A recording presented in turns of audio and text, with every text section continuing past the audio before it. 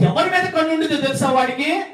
తాగిన వాడి కుటుంబాల మీద కన్ను ఉండదు. వాడు మనవాడే అనుకుంటాడు సాతాను గాడు. సమస్యలు ఉన్న కుటుంబాల్లో వాడే పెద్దగా జోక్యం చేసుకోడు.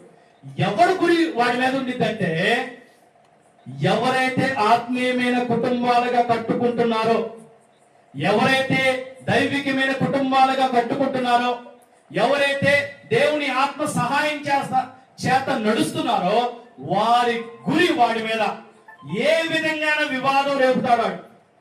వివాదము అన్నదానికి ఒక మాట యాడ్ చేస్తే మనస్పర్ధలు తీసుకొస్తాడు. మనస్పర్ధలు తీసుకొస్తాడు. వ్యక్తుల మధ్య భేద అభిప్రాయాలు తీసుకొస్తాడు.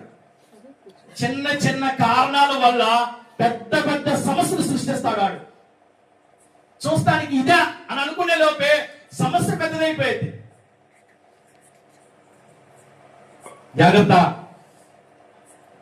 వివాదం రేపక. సాతానుగాడు వివాదం రేపుతాడు.